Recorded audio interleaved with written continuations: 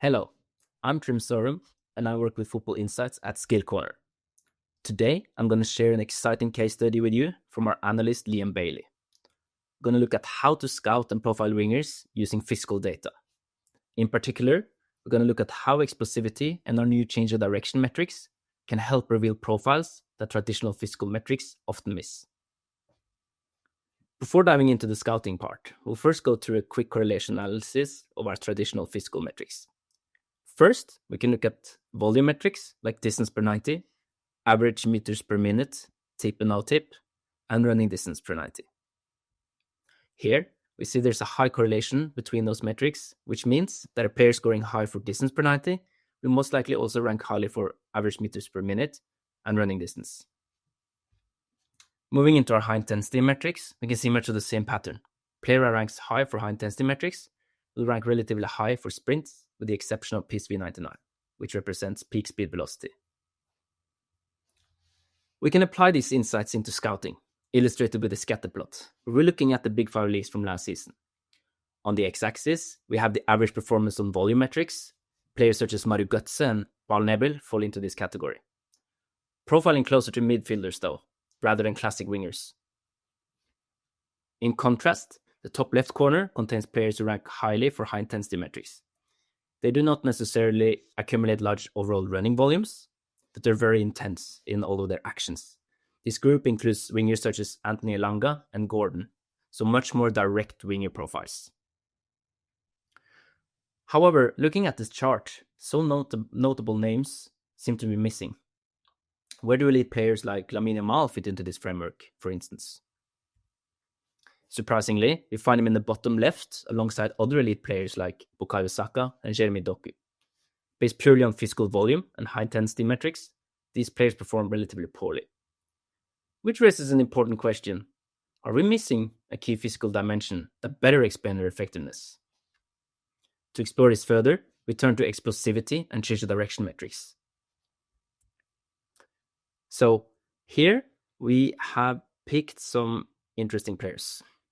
We have Bukayo Saka, Jared Bowen, Jeremy Doku, Ndai, Dembele, Yamal, and Kubo.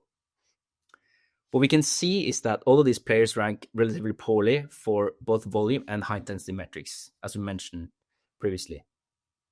However, they rank very highly for change of direction and explosivity-related metrics. This is mainly about how quick you can reach certain speed thresholds, both from a standing position, but also directly after changes of direction, which we refer to as post-COD. This metric category can explain why some of these elite wingers' profiles are so effective in isolated attacking situations. The threat does not come from sustained off-ball running, but from short, explosive actions that create separation from defenders. These insights allow us to refine how we scout wingers. Rather than relying only on physical volume metrics, we can now combine high-intensity capacity, now on the x-axis, with explosiveness on the y-axis, to better separate and contextualize wingers. So here we have the players from the previous chart. We have Yamal, Doku, Saka. As we see, they score highly for explosivity. But now in the top right corner, we get an even more interesting group, which also scores highly for high-intensity metrics. So, for instance, Bradley Barcola and Noni Madueke fit into this small pool of players in the top right corner. We can also expand our scouting search to the next 5 leagues, or should we say the next 4 leagues now: Belgium, Netherlands, Portugal, and Turkey. So again, in the top right corner, we now have an interesting scouting pool of players scoring highly for both explosiveness and high-intensity metrics. So for instance, we have Raúl Moro, who moved after last season to Ajax, and actually he recently moved back to Spain now for Osasuna. We also have Ernest Poku, who went from AZ Alkmaar to Bayer Leverkusen, and Kemstin Talbi, who went from Club Brugge to Sunderland. So, what's the impact of explosivity and change of direction metrics when scouting for wingers? From our research and case study, incorporating explosiveness and change of direction, we identified an additional 10% of wingers with elite physical profiles. These were not visible before when we only had the volume-based screening. Moreover, around 4% of wingers performed at an elite level across both high intensity and explosiveness metrics, forming this small group of physical outliers up in the top right corner of the scatter plot, or should we say a high upside scouting pool.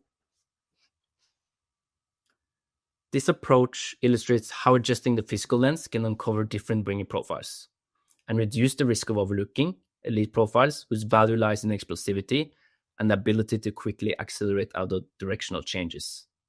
Or you can just say finding 1v1 wingers in a sense. If you'd like to learn more about our advanced physical data, get in touch with us at skillcorner.com or contact your account manager.